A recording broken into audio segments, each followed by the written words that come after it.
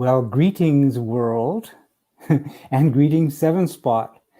Today, we have a special presentation. It's virtual and socially distanced sevens. And today we're doing a broadcast from the United Kingdom. It's a day I've long waited for. We're going to be doing a shop tour of MK Sportscars. And on the other end of the line, I have both Sean and Neil, and I'm going to bring them in straight away. Hi there, Sean. Hi, Jim. And hi, Neil. How are you doing? I'm going to welcome everybody to. I'm just going to say this quickly. I've long said these things are not about me. They're about the community that we are building, and I have looked forward for such a long time to doing this with MK because, you know, quite frankly, I just finished telling you off air, my car has got more of your plastic on it, and I built my car a long time ago. And aside from that, I know that my space frame was copied from an MK Classic. So without further ado, I'm going to turn this over to Sean, and he's going to give us a shop tour. So I thank you, and the floor is yours.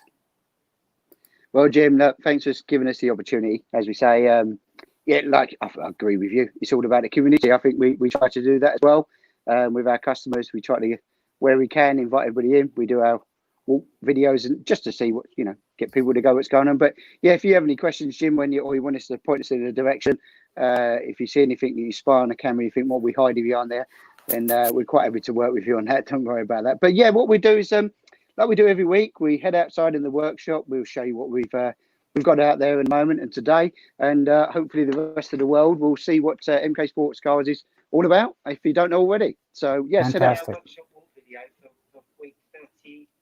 Oh, is it week 36? Yeah, so this will be like our workshop walk video in a way, really. Like, so we'll stream that out there as well. So a couple of bits and bobs. Excellent. We'll head out here. This is the office area, and then we'll head out into the sort of main workshop area for us. Outgrown this premises, though. We are looking always for new premises at the moment. We've outgrown it, but I suppose it's all about the cars, really, isn't it? As well as the people. So fresh in today, we've got a track day event next weekend. My own S2000 car. So we've got a Honda 2-litre VTEC engine. F20C is more commonly known, maybe in the US or etc. You know, they're good 230 plus horsepower engines. I'm just fitting new front anti-roll bars actually today. A bit of spare time on my own car. Don't get very often. But yeah, it's very custom in a way, custom colour, etc. It needs a rebody at some point. So it's built from running in the Mag 7s, this car. But never got to race. Too busy with work. So yeah, she's going to get refreshed, ready for full nut and bolt check, spanner check over, right the way through ready for next weekend's track day event. But cracking engine, honest, really popular at the moment. It's a stonking road, track, cruising. You know, it ticks so many boxes. This engine. This is running about 230 at the moment, but the VTEC kicks in a bit earlier. It's about 4,500. The VTEC kicks in on this, so you get all that earlier power band and you get the exhaust note change. So you get all of the grunt. They only make sort of 150, 160 foot-pound of torque. They're not massively torquey, but it's a bike engine strapped into a car engine kind of scenario. So they work, you know, really well. 6-speed box straight out of the Honda. This has actually got the Honda diff in it as well, but this has got awesome brakes on it. We've got wheelwoods all round. I really went monster brakes on this thing. Stops, yeah, tears your face off. So yeah, all good, but pretty simple in here because we kept it simple. Everything was made super lightweight on this. Just it didn't matter if it got bent or etc. Because even the wings, which we don't normally do, but look at the wings, they even flex. They were so light, just to make it as light as possible. It's, you know, it's a race car. It's purely a race car. Is what it was made for. So yes, that's the Honda Indy RR, that is. So yeah, our RRs are the rose jointed chassis. This one here, so they're all rose jointed rather than the poly bushes as well. So but you can see pretty clean install, very easy to work on. Between the RR and the poly bushes, what does this give you? So the RR gives you way more adjustability on the vehicle. I'll show you actually. I'll just quickly nip here. Yeah, I had one made earlier, but these can come in a few different colours. But a polybush car, when we talk about that, here you go, nice green ones for you. These go in with a crush tube instead of the rose joints here. So they're very pliable for the road, which, you know, perfect for the road. But if you've got a race car and you want to adjust the vehicle up and you want that precision into the vehicle, the rose joint's definitely the way to go. Oh, that's nice. Yeah, all four corners on the RR, yeah, straight the way through. And that's where we're just putting these new blade anti-roll bars on. That's what's going on at the moment. Being fitted at the moment. New sort of set of blade anti-roll bars. Adjustable blade ones. So, yeah, under the cover. We cover all our cars. Can't be bothered washing them again. We got the Indy RR again. This is our demonstrator. Hayabusa. Yes. Generation 1 car. You got a booster in yours, Jim? I do. Yeah, Gen 1, Gen 2? Gen 1. Gen 1, okay. Yeah, so this is Generation 1. Not quite stock. Got a little bit more in this. She made 206 horsepower. You know, they're 175 stock. So Gen 1, we actually run a wet sump pan in this one with a baffle plate. It's a road car. They're fine on the road. Track, you really want to sort of go with the dry sump systems. But pretty clean car. We've got a paddle shift system on it here for the cow horn system. Really simple. Up and down. And Digi-dash in there, DD2, etc. Flush mounted. Yeah, alley switches. Great fun car. Very light, 475 kilos. Not heavy, which is where you want to be with these cars, isn't it? I suppose at the end of the day. But yeah, you can do Gen 1s. We do Gen 1s, Gen 2s, and pretty much all bike engines, to be honest with you. What you're looking at is an idea of an example. Everybody has their own idea. A booster's been very common. Getting harder to get hold of, though, you know, Yes. with changes. Not producing the boosters anymore, but yeah, but here's another one. So orange. Yeah. But this is Generation 2. We just finished this car. We're doing some testing on it. So we've got Gen 2. Yep. Yeah, so new bonnet scoop, which you may have seen, Jim.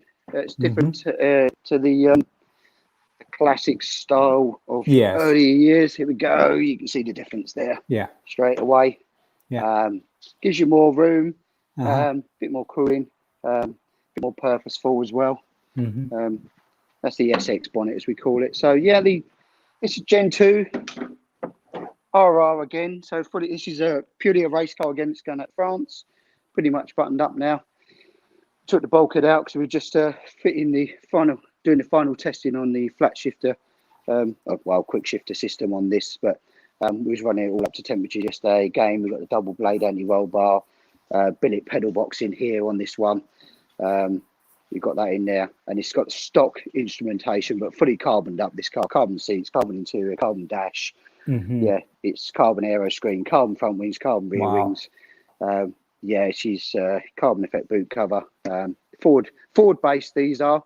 So the Honda, the yellow car, the Busa, and the orange car, all Ford-based.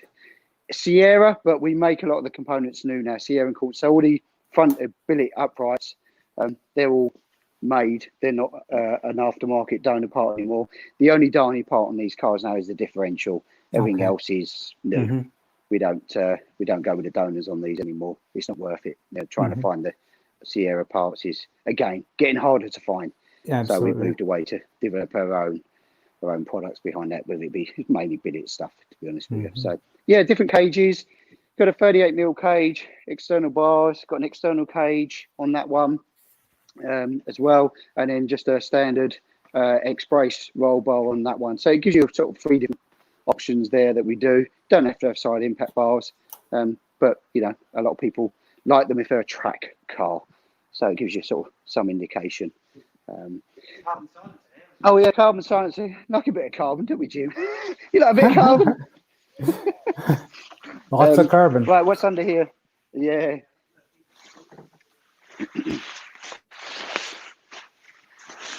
So moving away from Ford-based to Mazda. Yes. So here we have our, you've probably seen it, be out in magazines, I think next month with Kit Car magazine. I Complete love Kit Car. that color combo. Yeah, it's been quite popular, Jim, if I'm being honest. Whether it be with yellow, whether it be with green, whether it be with orange, etc. The greys have really sort of come alive. I think it's a you know, it's a bit of a modern day colour, isn't it, with the Audis and Porsches and that throwing these colour schemes out there. So this is the so Mazda based kit, all Mazda run gear, single donor vehicle, all MX-5 running gear, generally Mark II 1.8s. You can use the Mark 1s and you can use the Mark 2.5s as well. This is a standard BP MB engine. A little TD04 on there turbo, which is, you know, Subaru Impreza based. Our own manifold, our link pipes, our intercooler and radiator system. Make loads of power. This is dialed down at 220 horsepower, but you can go up to 250 on the stock engine. This has got sort of a standard dash in it of GRP with a standard sort of clock, but we do the same instrumentations off the Mazda. Different cage, 50mm cage on this. No side impact bars, so another option there. And then you'll shoot down there. This is the polybush base car. You can see the difference in the wishbones on the front there. We can do these on an RR as well, fully rose jointed. We do that, and a round tube chassis rather than a square tube. This is the round tube chassis, which is on the booster here. It's all round tube right away everywhere, whereas the Mazda one's all square tube. So we do both. It's a little bit of weight saving in the round tube, but not really in terms of performance or strength, and that it's pretty much the same. So this runs ME221 management and everything's so front to back, so front uprights, rear uprights, engine, gearbox, prop, diff, drive shafts, handbrake lever, handbrake cable, fuel pump, fuel filter, instrumentation, ECU, wiring, and all of that is your braking system is all off the Mazda. And so it's a very cheaper way to get into the vehicle. Yeah, this has got a wheelwood upgrade, but you know you can understand it. Nice. Okay, got it. And you have an available upgrade for reinforcing the Mazda diff as well, do you not? Yeah, actually, I've just done 2 of them this morning. We've been busy this morning. So here's 2 we made earlier. We've got 2 in for customers. What we was doing. Lost you. Yeah, a Wi-Fi, Jim. Yeah, I see you fine. Wi-Fi. Yeah, no, I'm here, and you're okay, there. you see, just fine, Neil. Yeah, that's okay. There we go. So we do both sides. You can see 2 that we've done. Welded those up, bracing front and rear. Yeah. On those. It's an important thing. Yeah, it's a very important thing. Yeah, it's a known thing on the Mazdas. Unfortunately, it's a design aspect of the Mazda MX-5 for rear impact. I think in the US, wasn't it? I do believe so. As general, but yes, that's a Mazda. We'll roll on down. Oh, another booster.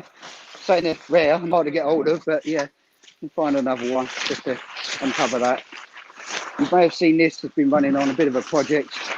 Well, it had an R1 5EY in here previously, and now it's going off the dyno the 9th at RLM to be tuned. This running the Hayabusa turbo. Generation 1, fully forged engine. So you've got a billet plenum, different intercooler, different radiator setup on it. We made all custom cradles, reinforced all the chassis. It's got chassis bracing everywhere. It's running full flat shifter system, electronic paddle shift on it. Yeah, it's got quite a few trick bits. It's all dry sumped, runs an SPD dry sump system. Yeah, so it's well, we run that on the orange car as well, all the SPD dry sumps, probably the best on the market. He's got Tillit B60, he's got an AIM dashboard in here, carbon pre-peg dash, massive slicks on it now. We're just 533 kilos it weighed, Jim. Wow. And look at the size of the radiator. It's huge. That's the intercooler, yeah, very large intercooler. We've got an oil cooler at the front with a scoop here and everything set up at the back for the big radiator. So very large cage car. Yeah, radiator at the front and a big 25-row oil cooler behind that. Different fans set up in there as well. Yeah, it's clean, tidy. You know, it's he's had a rocker cover. It's been sort of carbon dips and stuff like that. We custom made exhaust system that he wanted on there, etc. as well. But yeah, huge 240 slicks on the rear. To be honest, quite light. I think 513 kilos for a car that's capable of 500 horsepower. Wow. So yeah, it's going to wake you up in the morning, I think. I reckon. It'll get your attention. Yeah, I mean, even the stock ones, like, they're quick. Yes. You get into these turbo cars, we start to find new levels. New levels of concentration, because they really do get up there. They've not much lag, even like on the Mazda one, with the turbos you're using them, there's hardly any lag on that at all. You just nail it and it's gone. So these are the same sort of principle, really. Once they spool up, we'll hopefully run this for about 300 for a while with him. Phil's going to love that, I think, just on its own. But he's got the capability of 500, that engine. I don't think you'd ever need it, do you? No, I'm in awe. No. I'm sitting here just salivating, looking at that. It's yeah, beautiful. He's got all upright. Yeah, this was an Indy R polybush car, and then we put all rose jointed wishbones. He's got billet front uprights on this as well. Oh. So it is a very nice car. He's got new graphics. The Yamaha graphics will be going. Yeah. Obviously, he's got a new little trick number plate. I think he's got on there at the back now. And it's MK13 USA, isn't that? Well, MK Booster. So something like a little bit different, but again, carbon rings all round as well. So Wow. we have done a different fuel tank in here as well. We've made a new larger fuel tank system. It's all been braced. We've done all bracing in the rear as well on this, just to take the power, really. It's the point. Yeah, top and bottom cradles we made and fabricated for it all. That's just awesome. Yeah, we like to, throw a bit at it. So, and then under here, what we got under here? Something a bit of a rarity these days, a Dax Rush.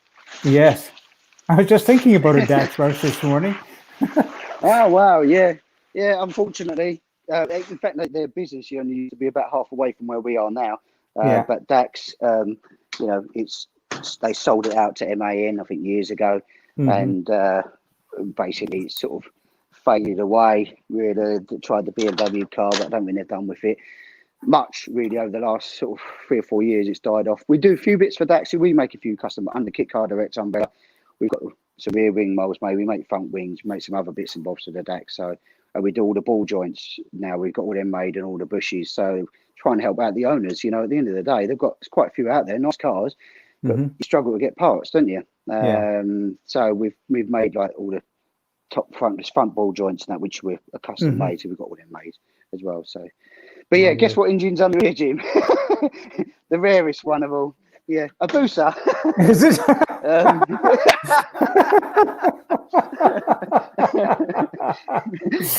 We can't get them, but yeah, it's a Hayabusa. So yeah, I think I know why the boosters are hard to find. That's because you have them. Yeah.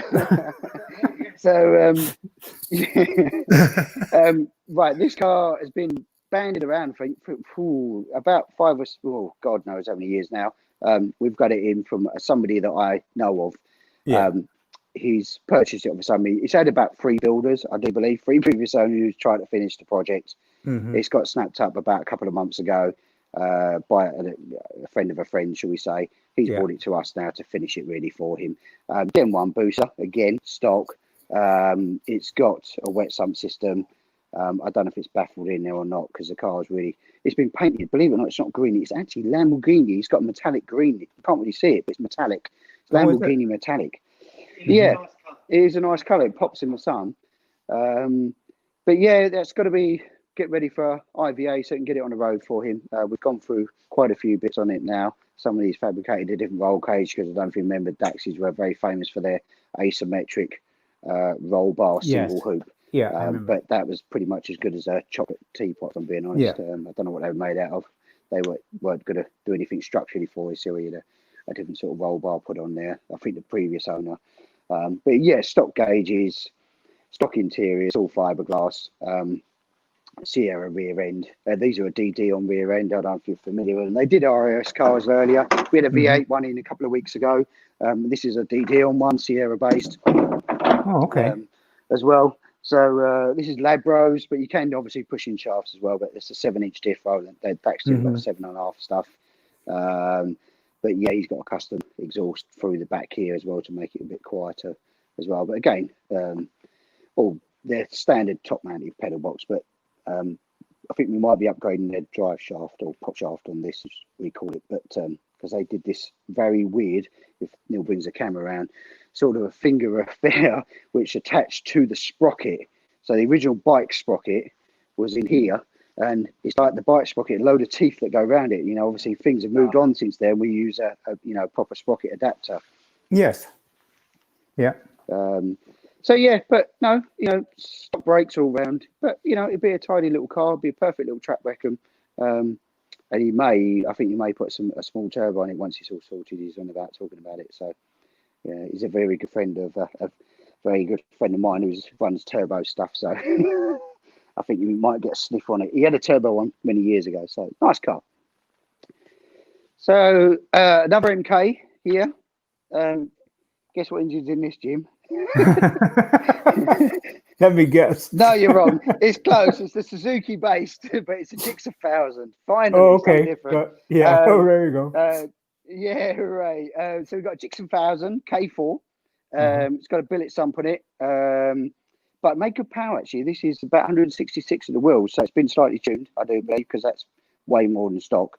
It's a good engine. Nice little, good engine. K4's earlier ones, Revy. We're just going through this car. We're going to use it as a bit of a track thing, but it may even have a sale. I'm not sure what we're going to do with this. It's part of our staying weight, but he's got a quick shift change in it. We just put new alley oil cooler brackets on it and stuff. We're just going through the car like we do if we get a car in or etc. We go through the whole car to make sure they're right for if they go out for sale or they're going out of track. So we start stripping them down and just checking everything. So yeah, it looks a bit untidy because we stripped it down, but yeah, so all the interior is going out, etc. But that's what you got to do. You got to make sure they're safe and right before they hit. Either they hit a customer or hit the track. So we don't just buy them straight off the bat. So all the interiors come out here because we're just checking all the prop shaft and everything else, all breakdown, making sure it's all spot on. But yeah, Sierra based. But he's got these. I don't know if you see these, but these are Levante. Do you remember Levante, the Caterham Levante rear wings? Oh yes, I do. Do you remember? Do you know them? Yeah, that's a Caterham Levante. Okay. Oh yeah. Rear wing. Yeah, like a CSR style. Yeah, something a bit different that you don't see every day. Very large, wide aspect to the wing. They did a very rare car. I don't think Russell only made about a handful of them, didn't he? Russell say we did some stuff with him, didn't he? So yeah, not a huge amount. Still there, Jim? I'm here. Yeah, listening. Oh, wait, sorry, I went quiet. Yeah, this car we've been fetting around with. It was a track slag, shall we say, for somebody. It was a Z-Tech engine install that we've done for a customer.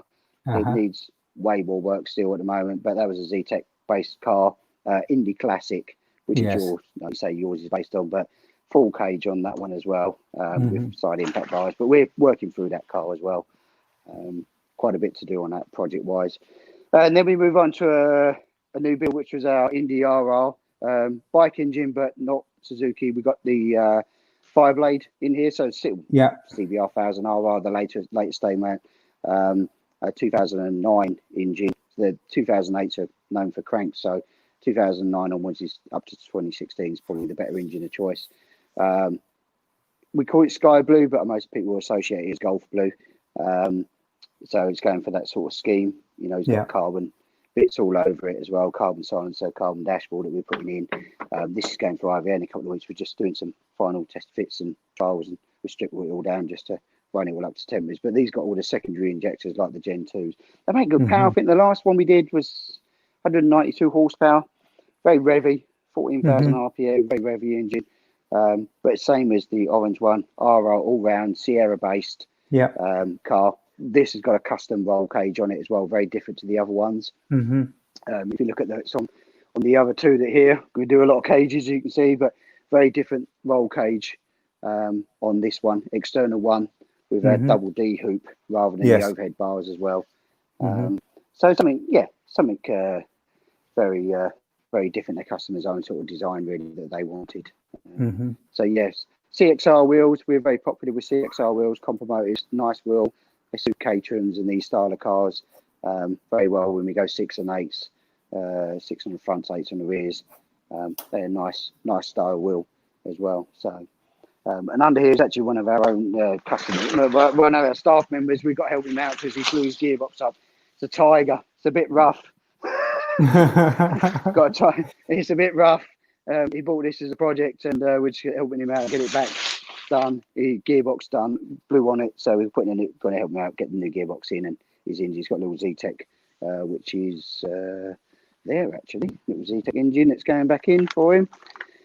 But one of our staff, God bless him. So we're just doing the rocker cover, stripping that down, and that'll be ready to jump back in there with a Type 9 and set of 40s on it. I think they make about 140, 160 horsepower, something like that once they're done. But type of supercar, so you don't know if you're familiar with them, Jim. Oh, yeah. They make the cars. Yeah, they're okay, but they run the whole DD on Sierra rear back end, which, things have moved on since then. So because you've got that whole massive DD on axle off the Sierra and their suspension and that, they're a bit not quite as sporty, shall we say. Perfect probably for the road, but not quite if you want to run it near a track. I agree. Advise you to do that. It's a quite a heavy lump of iron to stick in the back end. But it's a bit of a sorry state under there, bless him. Look. Yeah. Well, you're men at work. Men at work. Yeah, we're busy. We're always busy. So that's kind of the cars that we're up to at the moment. A few in. We had a Duratec one in as well, which has got to come back. It's up at our other workshop sorting it out. We've got a chassis here that's ready to go out to a customer. Two actually. So there's a chassis here. We've got one that stood up here, which is waiting for parts to go on, and then we've got one on the shelf over here. There's another kit. We're very busy with kits at the moment. Ordering's, I don't know what ordering deal is. What's ordering at the moment? Lead times at the moment. About 12 weeks. There you go. We've got another chassis here ready to go. Wow. This one's getting started. It's going to be a left-hand drive Mazda car. So, don't do a huge amount of left-hand drive cars, but this one will. It's going to go to France. Be a standard Mazda-based kit, but we're building that here. So over the next sort of 3 or 4 months anyway, you're going to see some builds going on. We've got 2 S2000s. I think we've got 2 Mazdas, an R1. That's all going to be kicking off in the next couple of weeks anyway, all factory build stuff. So you'll see them. Hopefully these cars, we've got a few here that are going to be out the door. This one will be gone in a couple of weeks. The Booster Turbo, the orange car will be gone in a couple of weeks. The Z-Tech car will be gone in a couple of weeks on the Tiger. So, and then those places get filled up ready for, and the DAX that we've gone as well, they'll get filled up ready to start our builds because the chassis are being made at the moment ready for the starting those projects. So, so if you want to get in the door, get your order in. No kidding. You guys are busy. I mean, I've been in contact with you, and I didn't think you were putting me off, but I mean, of course, we were all locked down with the COVID and couldn't do much, and now you guys are just rocking it. I am so happy for you. No, we try to keep customer service done as best we can. That's important to us as well. That's part of the whole scene. But like you say, we're enthusiasts. It's all about the cars, all about the people as well. So. A lot of our customers we know personally now. It's a nice community to be in, isn't it? Like 7 Spot is what you guys do. It's a nice community and everybody helps each other out. We're here with open doors as well. It's whether it's be a Tiger, whether it be a DAX, or whether it be an MK, or whether it be a Caterham, whether it be a Westfield. We work on them all. We've been doing it long enough to know most of them. So we're happy to support where we can. And then, like I say, if there's a part out there that ain't out there and we can do something for customers, we'll try and support it, especially with people like Dax, who've gone under. And you've got a lovely Dax sitting in your garage and you can't get parts for it. That'll be most frustrating, I'm sure. Well, where we can, that's what we're here for, That's where Kit Car Direct comes in. It's absolutely fabulous. Yeah, it does. Yeah. The whole ethos behind Kit Car Direct was try and support parts that ain't available. That was the whole point. That's where the business started. It didn't start because of any other reason other than that you couldn't find the damn parts. You want it? So it all got like, well, we'll do. Neil said, like, we do our own. Well, that was the They question. made their own. He did. So That was the question that been sitting on my mind for a very, very long time, is because I've been following MK before you guys were involved, and I loved MK. Sure.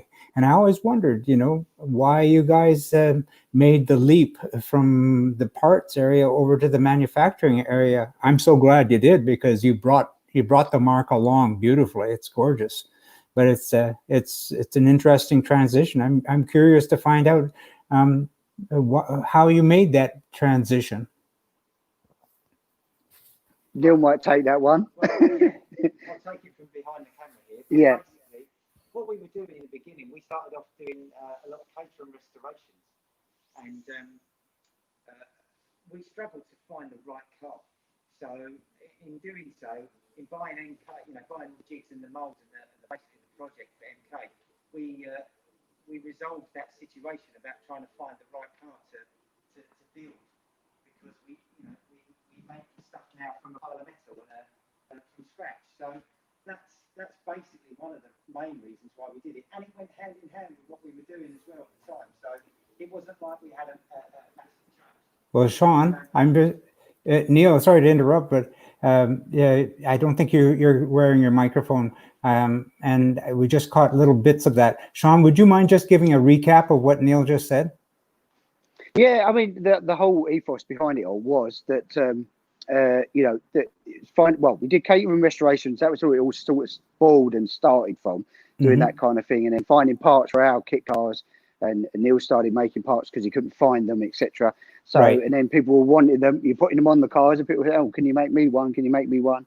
And it sort of kicked off, and then different products got developed.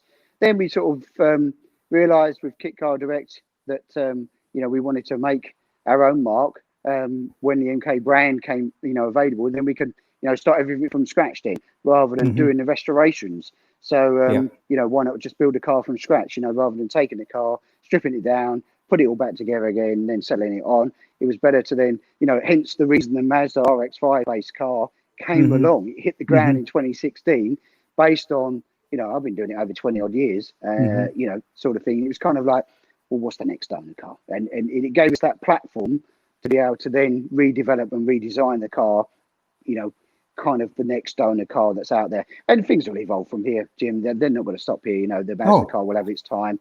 And all our other Ford-based stuff is really not Ford anymore, apart from the diff. It's all our own billet stuff, and things will move on. We've got other projects in the pipeline. I'm sure there'll be, it's good. Other kit manufacturers are doing things as well. We want the community to keep going, and all the other kit manufacturers to follow suit, because that's what pushes you all along, isn't it? Really, at the end of the day, it drives each of you to try and to do more. So well, I what can I say? You guys, Neil and Sean, you have been God sent to us over at Seven Spot, because we've been waiting for this day for a very long time, and you were so kind to give us a lengthy shop tour. We're well into 30 some odd minutes now. So I'm sorry. Don't apologize. We love it. What I'm going to do though is I'm going to bring us both back into the picture so I can kind of say thank you and so long. So I'm going to bring me back. There I am, and there you are. From us at Seven Spot, we want to say thank you. It's been glorious.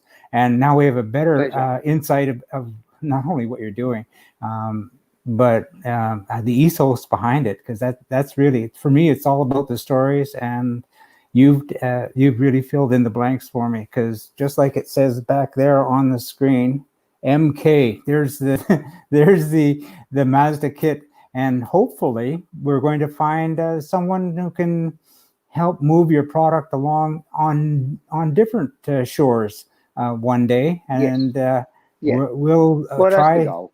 Yeah, we'll be in contact on that as well.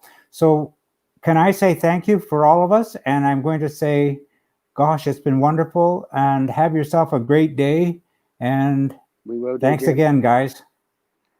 Thanks again, and thanks, Seven Spot. Thanks for your support. Without you guys, we can't do what we do. So, that community that's out there, thank you guys, and for your continued support. And hopefully we can, continue to give back. Wonderful. Thank you so much. Cheers for now. All right, Jim. Thank you for your time. Take care. All right. Have a Cheers. good day. Bye, You dude. bet. Bye. Signing